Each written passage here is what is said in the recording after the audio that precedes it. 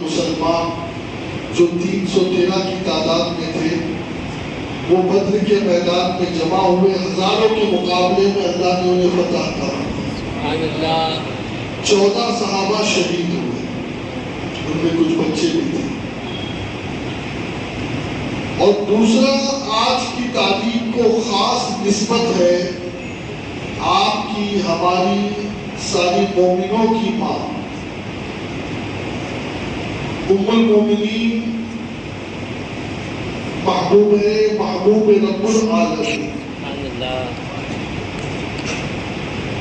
مفتی 4 ملت، حضرت سیدتنا عائشہ صدیقہ حمیرہ بنت صدیق رضی اللہ عنہما سے۔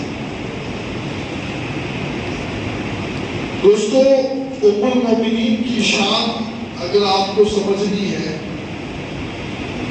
تو حضرت فاطمہ الزہرا رضی اللہ تبارک و تعالی عنہا سے کسی نے پوچھا کہ یہ تو بتائیں کہ مردوں میں آپ کے والد سب سے زیادہ کسے چاہتے تھے؟ تو ہماری ماں کیا کہتی ہے معلوم؟ ہماری ماں کہتی ہے مردوں میں سب سے زیادہ رسول پاک حضرت ابو بکر صدیق کو چاہتے تھے۔ پھر حضرت فاطمہ الزہرا سے پوچھا گیا کہ عورتوں میں، تو سیدہ فاطمہ نے فرمایا ان کی بیٹی عائشہ۔ سبحان اللہ۔ اور جو روایت حضرت عائشہ سے ہے اس میں یہ ہے، کسی نے حضرت عائشہ سے پوچھا کہ رسول اللہ سب سے زیادہ کس سے محبت کرتے ہیں؟ تو حضرت عائشہ فرماتے ہیں مولا علی سے۔ کہا عورتوں میں، کہا ان کی بیوی فاطمہ سے۔ آپ دیکھیں کیا تعلق ہے دونوں ماں بیٹی کا۔ بیٹی ماں کی تعریف کر رہی ہے، ماں بیٹی کی تعریف کر رہی ہے۔ حضرت رسول پاک کا جو معاملہ تھا حضرت عائشہ صدیقہ کے ساتھ وہ یہ تھا کہ جس دن حضرت عائشہ کی باری آتی تو اس دن نبی کے پاس تحفے زیادہ جمع ہوتے، زیادہ لوگ نبی کی بارگاہ میں کھانے پینے کی چیزیں اور تحائف پیش کرتے۔ تو کچھ ماؤں کو یہ بات پسند نہ آئی تو انہوں نے شکایت کے طور پر رسول اللہ صلی اللہ علیہ وسلم کو یہ کہا کہ آقا آپ کہہ دیجئے، اپنے صحابہ کو اعلان کر دیجئے کہ کوئی اپنے تحفے کو عائشہ کی باری کے لیے روک کے نہ رکھے،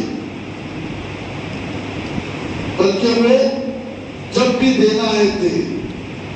اب جب یہ بات میرے نبی تک پہنچی تو میرے نبی نے کیا فرمایا؟ نبی نے فرمایا دیکھو عائشہ کے معاملے میں مجھے تکلیف مت دو، اس لیے کہ عائشہ میری وہ بیوی ہے کہ جب وہ میرے ساتھ لحاظ میں ہوتی ہے تب بھی اللہ کی وحی نازل ہوتی ہے۔ جی، ام المومنین لحاظ میں مصطفیٰ کے ساتھ ہے اور اللہ کی وحی نازل ہو رہی ہے۔ یہ شان ہماری ماں کی ہے۔ اور آپ کو پتہ ہے حضرت مجدد الفسانی امام ربانی شیخ احمد فاروقی سرہندی رحمۃ اللہ تعالی 1443 ہجری چل رہی ہے، 1000 ہجری جب تھی نا تو یہ ان کا دور تھا، یعنی آج سے 500 سال پہلے۔ تو آپ ہمیشہ فاتحہ دلاتے ہیں اور فاتحہ میں پنجتن کا نام لیتے ہیں۔ کس کے نام پر فاتحہ دلاتے بولیے؟ پنجتن پاک۔ کون کون ہے پنجتن پاک میں؟ حضرت امام حسین، امام حسن، مولا علی، بی بی فاطمہ اور رسول پاک ہے نا۔ اب یہاں سے ایک بات سن لیں کہ یہ فاتحہ دلانا یہ بہت پرانا عمل ہے۔ یہ نئے لوگ پیدا ہوئے، یہ نئے پیدا ہوئے جو فاتحہ کو رو رہے ہیں، ان کی عمریں زیادہ نہیں ہے، ان کا عقیدہ بھی نیا ہے، اور یہ کیا کہیں گے مین ہے، یورپ کی پیداوار ہے، یہ یہود و نصارہ کی اولاد ہے جو رسول پاک کی گستاخیاں کرتی ہے، فاتحہ کو معاذ اللہ شرک اور بدعت کہتے ہیں۔ تو یاد رکھیں آج کی بات نہیں ہے، آج سے 500 سال پہلے بھی جو بزرگ تھے وہ بھی فاتحہ کا اہتمام کرتے تھے۔ ہاں تم آج نئے پیدا ہوئے ہو، ہم فاتحہ کا نہیں کھائیں گے، تو بھیا تم فاتحہ کا کھا بھی نہیں سکتے ہو۔ کیوں؟ کیونکہ میرے نبی نے کہا کہ جس کھانے پر بسم اللہ شریف پڑھا جائے اس کھانے کو شیطان نہیں کھا سکتا۔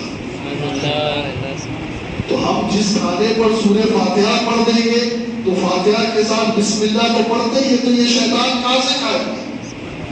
ہاں یہ پکے شیطان ہیں، پکے، ان سے بڑا کوئی شیطان نہیں ہے جو معاذ اللہ نبی کا کلمہ بھی پڑھے اور نبی کی ذات میں عیب بھی نکالے، نبی کا کلمہ بھی پڑھے، نبی کی گستاخیاں بھی پڑھ کرے، نبی کا کلمہ بھی پڑھے کرے۔ نبی کو علم غیب نہیں ہے، وہ تو 40 سال پہلے تو مومن ہی نہیں تھے۔ ہاں معاذ اللہ، کہتے 40 سال پہلے تو انہیں نبوت ہی نہیں ملی تھی، وہ تو 40 سال بعد نبی بنے۔ خیر میں ابھی نماز میں ایک آیت سن رہا تھا تو فوراً ذہن اس طرف گیا، میرے نبی نے قیامت کے بارے میں کیا کیا بتایا بتاؤ میں آپ کو؟ ساری نشانیاں بتا دی، یہ ہوگا یہ ہوگا یہ ہوگا یہ ہوگا یہ ہوگا، یہاں تک کہ میرے نبی نے دن بھی بتا دیا، جمعہ کے دن قیامت آئے گی، تو دن تو دن تاریخ بھی بتا دی، 10 محرم۔ اب سال بتانے میں کون سی بڑی بات تھی؟ جو نبی دن بتا دے، تاریخ بتا دے، کیا وہ نبی سال نہیں جانتا؟ بس بات وہی ہے نا کہ اس میں کچھ حکمت تھی کہ اس بات کو چھپایا جائے، کچھ حکمت تھی، اس حکمت کے تحت میرے نبی نے چھپایا۔ خیر میں اس طرف نہیں جانا چاہتا، لیکن کیا کروں، ذکر آ جاتا ہے تو پھر رہا نہیں جاتا مجھ سے بھی، اس لیے کہ فطرت ہے نا، جس سے محبت ہوتی ہے نا پھر اس کی کوئی برائی کرے نا تو برداشت نہیں ہوتا، اور یہ محبت کی نشانی ہے۔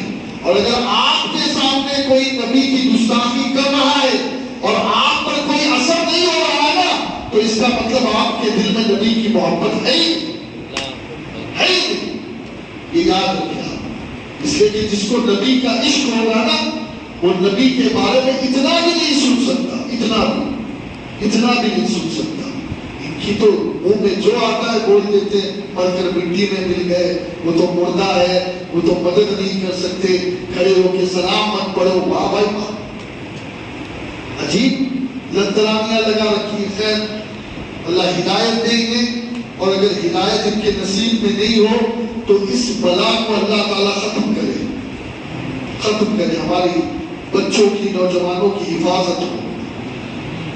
اب دوستو آقا علی حضرت مجدد پاک سبحان اللہ فاتحہ دلاتے، اور ایسے پنجتنی تھے نا کہ فاتحہ میں کسی چھٹے کا نام ہی نہیں لیتے،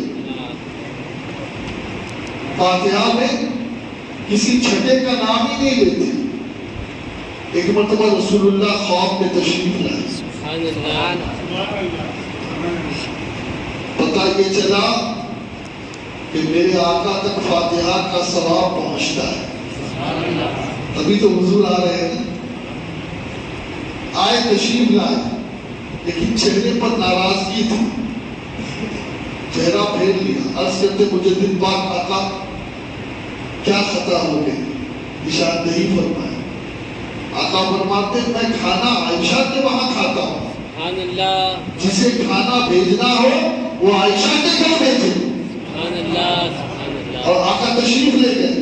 مجدد فرماتے میں سمجھ گیا، میں جو پنجتن کا وسیلہ دیتا تھا اور پنجتن کے نام فاتحہ دیتا تھا اور اس فاتحہ میں جناب عائشہ کو یاد نہیں کرتا تھا تو نبی کو یہ بات پسند نہیں تھی، تو نبی نے مجھے اشارہ دیا کہ اب جب فاتحہ دینا تو عائشہ کو بھی شامل کرنا. اور آپ سے بھی میں کہتا ہوں ہر فاتحہ میں ہماری ماں کو یاد رکھو. بڑا احسان ہے ہماری ماں کا. حضرت عائشہ کا بڑا احسان ہے اس امت پر. اور ایسی بی بی اللہ اکبر کہ 9 سال میرے نبی کے حرم میں رہی.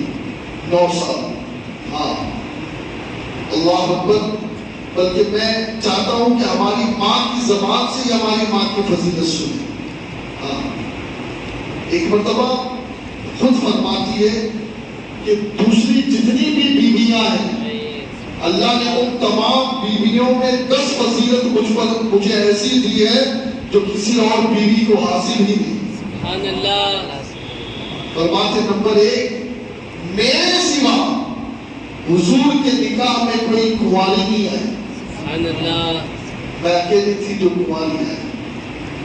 نمبر 2 میرے سوا کوئی ایسی بیوی نہیں تھی کہ جن کے ماں باپ دونوں مہاجر ہوں. یعنی حضرت ابوبکر صدیق نے بھی مکے سے ہجرت کر کے مدینے تشریف لائے اور آپ کی ماں ام رومان حضرت عائشہ کی وہ بھی مکے سے ہجرت کر کے مدینے رسول اللہ کے لیے اپنا شہر چھوڑا. فرماتے نمبر 3 اللہ نے میری برات اور پاک دامنی کا بیان آسمان سے قرآن میں نازل کیا. سبحان اللہ. 18 آیتیں. سبحان اللہ. فرماتے ہیں نمبر 4 نکاح سے قبل حضرت جبریل نے ایک ریشمی کپڑے میں میری صورت لا کر رسول اللہ کو دکھا دی. سبحان اللہ. اور 3 راتیں خواب میں رسول مجھے دیکھتے رہے. سبحان اللہ. نمبر 5 میں اور حضور ایک ہی برتن میں پانی لے کر غسل کیا کرتے. یہ شرط بھی میرے علاوہ کسی اور بیوی کو نہیں ملا. سبحان اللہ. فرماتے نمبر 6 حضور اقدس نماز تہجد پڑھتے تھے اور میں آپ کے آگے سوئی رہتی تھی. امہات المومنین میں سے کوئی بھی حضور کی اس کریمانہ محبت سے سرفراز نہیں ہوا. اچھا حضور کا گھر بہت چھوٹا تھا. جب سجدہ کرنے کی باری آتی تو آقا ہاتھ مارتے تو عائشہ صدیقہ اپنے آپ کو سمیٹ لیتی پھر آقا سجدہ کرتے. آج ہمارے بڑے بڑے گھر ہیں نماز پڑھنے کی توفیق نہیں تہجد نہیں پڑھتے. اور میرے آقا نے ظاہری طور پر چھوٹا گھر حضرت ام المومنین کے سامنے ہوتی سوئی ہوتی آقا تہجد پڑھتے. میں یہ بھی کسی اور کا میں اور رسول خدا ایک ہی لحاظ میں سوتے اور اللہ کی وحی نازل ہوتی. سبحان اللہ. اللہ کی وحی نازل ہوتی. اور یہ اعزاز خدا بندی تھا جو میرے سوا کسی اور بیوی کو نصیب نہیں. فرماتے نمبر 8 وقت وفات اقدس حضور کا سر میری گود میں تھا. سبحان اللہ. اور میرے سینے اور حلق کے درمیان حضور کا سر تھا اور آقا اس دنیا سے تشریف لے گئے. فرمایا جس دن وصال ہوا اس دن میری باری تھی. سبحان اللہ. اور حضور اقدس کی قبر جو بنی ہے وہ میرے گھر میں بنی. ہاں جس جگہ آقا کی بازار ہے وہ گھر حضرت عائشہ کا ہے. سبحان اللہ. یہ تو ہماری ماں نے بتائی. اب ایک تو فضیلت میں بھی بتاتا ہوں. وصال کے وقت میرے آقا کے منہ میں جو لعاب تھا وہ لعاب بھی سیدہ عائشہ صدیقہ کا تھا. اس لیے کہ حضور کی نکاح تھی تو حضور نے اشارہ کیا تو آپ نے مسواک چبایا اور پھر وہ مسواک نبی کے منہ میں دیا. تو جو آخری غذا میرے نبی کے منہ میں گئی وہ سیدہ عائشہ صدیقہ کا لعاب تھا. سبحان اللہ. لعاب منہ میں تھا اور اسی حالت میں اپنے رفیق اعلیٰ سے میرے نبی جاتے ہیں. تو بڑی فضیلت ہے. اتنی سخی تھی ام دروا یا بریرہ. وہ کہتی ہے ایک مرتبہ 1,00,000 درہم کہیں سے آیا. 1,00,000. تو آپ نے باتی سے کہا کہ اس کو بانٹ دے. اس نے بانٹ دی. افطار کا وقت آیا تو آپ نے باندی کو بلایا، کہا تھوڑا سا گوشت لے آنا اور افطار کا اہتمام کرنا. کہا حضور، کہا ماں پیسے تو ہے ہی نہیں، گھر میں تو کچھ نہیں ہے، پیسے ہی نہیں. اب پہلے یاد دلا دیتی تو 1 درہم بچا دیتی. یعنی آپ دیکھیں کہ گھر میں کچھ نہیں ہے اور پورے کا پورا 1 لاکھ درہم اللہ کی راہ میں صدقہ کرتی. یہ سخاوت ہے میری ماں کی. حضرت عروہ کہتے ہیں کہ اچھا حضور کو محبت کیسی تھی پتہ ہے؟ آقا فرماتے جیسے کھانے میں مجھے سرید پسند ہے، کھانے میں جیسے مجھے سرید پسند ہے، ایسے ہی مجھے بیویوں میں عائشہ پسند ہے. سبحان اللہ. یعنی سرید کھانوں کا بادشاہ. اور آقا فرماتے یہ دل ہے جو عائشہ کی طرف ہی مائل ہوتا ہے. لیکن انصاف کے معاملے میں تو میرے نبی سارے بیویوں کے ساتھ انصاف کرتے ہیں، لیکن آقا کو جو ایک غیر معمولی محبت تھی وہ ام المؤمنین حضرت عائشہ صدیقہ سے تھی. اور جانتے ہو جب مرض وصال قریب تھا نا تو آقا نے اپنی دوسری بیویوں سے اجازت مانگی کہ میں یہ چاہتا ہوں کہ ان ایام کو میں عائشہ کے ساتھ گزاروں. یعنی ان بیویوں کو بھی یہ نہ لگے کہ ہمارا حق مارا گیا. پھر ان بیویوں نے حضور کی حالت دیکھی تو اجازت دیا کہ آپ کی جو مرضی ہے اس میں ہم راضی ہیں. تو آخری ایام عروہ بن زبیر جو آپ کے بھانجے تھے وہ کہتے ہیں کہ آپ کو حدیث اور فقہ میں مہارت ہے، مجھے اس پر تعجب نہیں ہے، اس لیے کہ آپ رسول اللہ کے گھر میں رہی، رسول اللہ کی صحبت آپ کو ملی، تو فقہ اور حدیث میں تو آپ ماہر ہوں گی. آپ سے تقریباً جو حدیثیں روایت کی گئی ہے اس حدیث کی تعداد 210 ہے، 210. اور کہا کہ عربی اشعار میں آپ کو وہ ملکہ تھا، بھئی یوں اردو اشعار میں ہمارے لوگ نہیں کہتے فی البدی، اسی وقت کہہ دینا. حضرت عائشہ کو عربی اشعار پر بڑی مہارت تھی، کوئی واقعہ ہوتا فی البدی اشعار کہتے. تو آپ نے کہا حضرت عروہ بن زبیر نے کہ اس پر بھی مجھے تعجب نہیں ہے، اس لیے کہ آپ ابو بکر صدیق کی بیٹی ہو. لیکن مجھے ایک بات پر بہت تعجب ہوتا ہے کہ آپ کے پاس جو علم طب ہے، علاج و معالجے کا، یہ آپ نے کیسے سیکھا؟ اللہ اکبر. تو ہماری ماں فرماتی ہے کہ جب رسول اللہ کے آخری ایام تھے اور مرض بہت زیادہ بڑھ گیا تو اس وقت عرب کے بڑے بڑے اطباء آتے اور وہ مجھے بتاتے کہ یہ کھلاؤ یہ مت کھلاؤ. تو بس اسی چیز کو دیکھ کر کے میں نے بھی علم طب میں مہارت حاصل کی.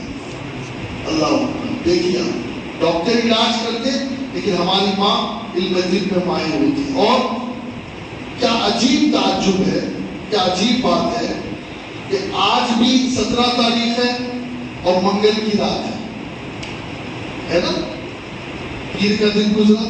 ہماری ماں کا جب وصال ہوا اس وقت بھی 17 تاریخ تھی اور منگل کی رات تھی.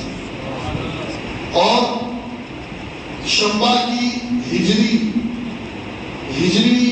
57 یا 58 میں آپ کا وصال ہوا اور راتوں رات آپ کو جنت البقیع میں دفن کیا گیا. ابو ہریرہ رضی اللہ تعالیٰ نے آپ کی نماز جنازہ پڑھائی. اب بس ایک آخری بات میری ماں کی فضیلت میں بتا کر کے گفتگو کو میں ختم کروں. قرآن پاک میں اللہ رب العزت کی ایک آیت نازل ہونا کسی کے لیے یہ بہت بڑا اعجاز ہے. کسی کے لیے اللہ رب العزت کی ایک آیت ہے. اب آپ دیکھیں نا، تہمت بی بی مریم پہ لگی تو ایک ننھے سے بچے جو پالنے میں تھے وہ جناب عیسیٰ تھے، انہوں نے اپنے ماں کی پاکیزگی کی گواہی دی. تہمت یوسف پر لگی تو پھر کیا ہوا کہ اس بچے نے گواہی دی کہ کرتا دیکھ لو، اگر آگے سے پٹا ہے تو یوسف قصوروار ہے، پیچھے سے تو زلیخا۔ تہمت جب جناب موسیٰ پہ لگی تو اس وقت خود وہ عورت جو موسیٰ علیہ السلام پر تہمت لگانے آئی وہ خود کانپ گئی اور ان کی ہیبت سے اس نے سچ اگل دیا۔ لیکن اللہ اکبر، جب تہمت ہماری پاک ماں پہ لگائی گئی اور ہماری پاک ماں کے بارے میں عبداللہ بن ابی بن سلول رضی لعنت اللہ علیہ، اس ذلیل آدمی نے سرسری چھوڑ دی، اور ایسی سرسری چھوڑی کہ وہ منافقین کے ساتھ کچھ اپنے بھی لگ گئے، ہاں، اور میں وہ نام بھی ظاہر نہیں کر سکتا آپ لوگوں کی، کیا میں بتاؤں کون تھے اس میں۔ اب میرے نبی کو بڑی تکلیف ہوئی، اور جب میرے نبی کا پیمانہ لبریز ہوا، اللہ اکبر، تو میرے نبی نے کھل کے اس وقت عبداللہ ابن ابی بن سلول کی مخالفت کی کہ اس کی دشمنی اتنی بڑی کہ اب یہ میرے گھر کے اندر تک پہنچ گیا، معاذ اللہ، یہ میری بیویوں پہ الزام لگانے لگ گیا۔ اللہ اکبر، اب آپ دیکھیں نا، جب عورت پہ تہمت لگی تو کوئی بچہ آیا، کوئی عورت آئی، اور جب رسول اللہ کی بیوی پہ تہمت لگی تو خود اللہ نے 18 آیتیں قرآن کی نازل کر کے ان کی پاکی کی گواہی، اللہ خود جن کی پاکی کی گواہی، 18 آیتیں، ارے اللہ کی تو ایک آیت ہی کافی تھی، ایک آیت کافی تھی، لیکن اس کا نہیں، یہ بات میرے نبی کی ہے، یہ بات میرے نبی کی بیوی کی ہے۔ ہاں سمجھ جانا، نبی کے رشتہ داروں پر تہمت جو لگائے گا تو پھر اللہ رب العزت کو بھی جلال آتا ہے، اور یہ اللہ کے جلال کا مظہر ہے کہ ایک آیت نہیں 18 آیتیں نازل کی، ہاں 18 آیتیں، اور بتا دیا کہ رسول اللہ بھی پاک ہے، رسول اللہ کی بیوی بھی پاک ہے، اور سن لو رسول اللہ کی اولاد بھی پاک ہے، اولاد بھی پاک ہے، ہاں یہ ایسی پاک ہے کہ ان کو تو زکوٰۃ بھی نہیں دے سکتے، کیونکہ زکوٰۃ مال کی ناپاکی ہے، اسی لیے آل پاک کو زکوٰۃ بھی حرام ہے۔ ہاں تیری نسل پاک میں ہے بچہ بچہ نور کا، تو ہے عین نور، تیرا سب گھرانہ نور کا۔ اب آپ جانتے ہیں جب رسول پاک صلی اللہ علیہ وسلم پر کے کانوں میں یہ بات، یہ سن ہجری 5 کی بات ہے، ایک غزوہ ہے بنی مستلق، تو معاملہ یہ تھا کہ جو آخری آدمی ہوتا جنگ میں تو وہ آتا، اب وہاں کو پتہ نہیں چلا کہ بھائی ام المومنین بیٹھ گئی، انہیں ایسا لگا کیونکہ وہ باندھے ہوتے نا، پردے میں ہوتی تھی، جنگ میں عورتیں جو جاتی تھی پورا نکلتا تھا کہ بھائی اس بار کس بیوی کا نمبر ہے، تو یہ جو غزوہ تھا غزوہ بنی مستلق، تو اس میں ہماری ماں حضرت عائشہ کا نام ہے۔ اب ہوا یہ کہ حضرت عائشہ کا ہار ٹوٹ گیا، اب وہ ڈھونڈ رہی، اب قافلہ چل گیا، مہار نے یہ سوچا کہ وہ بیٹھ گئی، اونٹ کی جو کوہان پر جو پالان بنتا ہے وہ بیٹھ گئی، اب وہ آگے ہو گیا، اب وہ رہ گئی، اور جو پیچھے سب سامان سمیٹ کر کے جو صحابی آتے ہیں ان کی نظر عائشہ پہ پڑی، انہوں نے کہا انا للہ و انا الیہ راجعون، العیاذ باللہ، اور اس کا بولنے کا بھی موقع نہیں ہے، اور وہ میں بتا بھی نہیں سکتا کہ وہ کیا کیا حرکتیں تھیں جو منافقین نے رسول اللہ کو تکلیف دینے کے لیے کی۔ اب ہوا یہ کہ میرے آقا علیہ الصلوۃ والتسلیم نے منبر پر کھڑے ہو کے فرمایا میں میری اہل کے معاملے میں خیر ہی جانتا ہوں۔ بولو نا ذرا، ہاں یہ کچھ لوگ ہیں، ایک تبلیغی جماعت کا ملا تقریر کر رہا تھا سانگا نیل میں، وہ کہہ رہا تھا رسول اللہ کو اگر پتا ہوتا تو علم غیب ہوتا تو رسول اللہ نہیں بتاتے. میں نے کہا وہ جاہل، تجھے عقل ہے، تجھے شعور ہے؟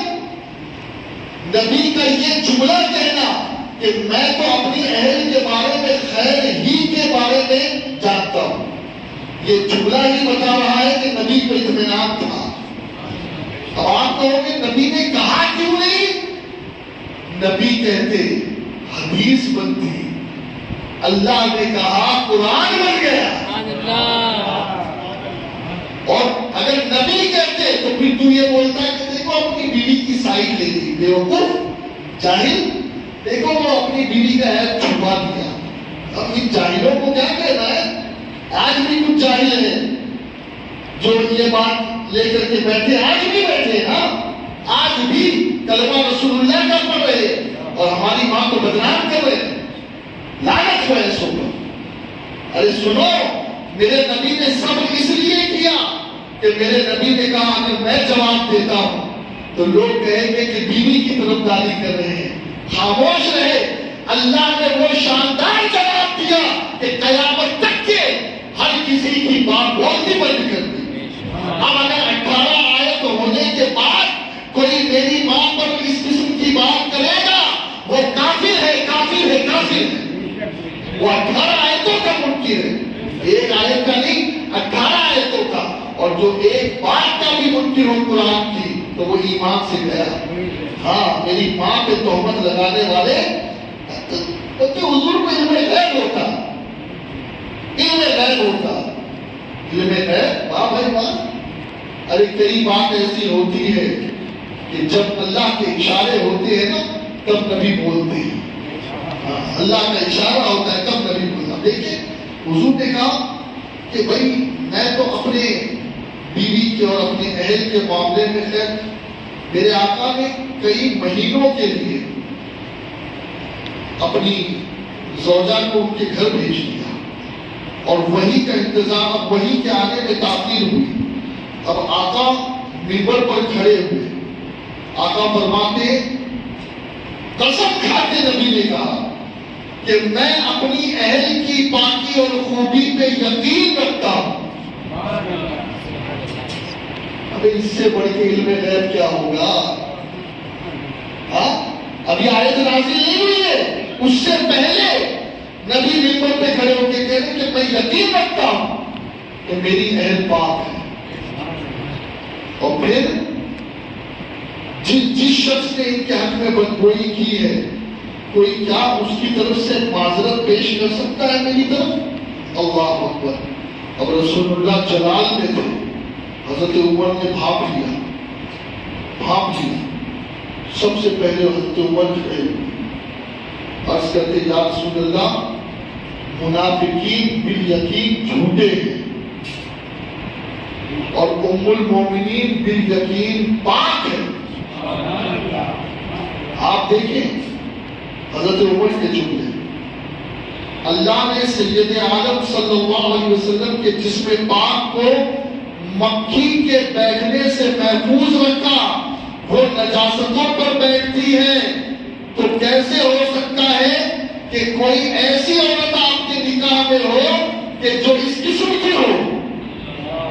آپ سمجھو تو صحیح، مکھی نبی کے جسم پہ کبھی نہیں بیٹھی. کیوں؟